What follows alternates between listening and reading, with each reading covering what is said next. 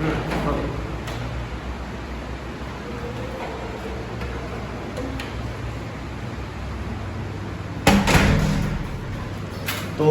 আমাদের দেখলেন এসির কেচিং খোলা শেষ, অতঃপর অনেক ঠান্ডা চেকিং হচ্ছে। এখন একটু কুলিংটা দেখা হচ্ছে। কুলিং অনেক ভালো আছে, কোনো প্রবলেম নেই। বাইরে দেখতে পারবেন ফলো করলে অঝোর ধারায় বৃষ্টি পড়ছে। এই বৃষ্টিতেও আমাদের কাজ কিন্তু বন্ধ নেই।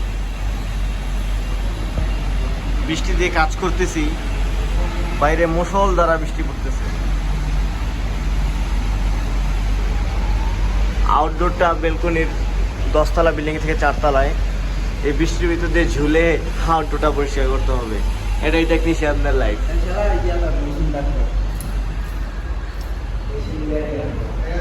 তো এখন সার্ভিসিং মেশিন রেডি করব।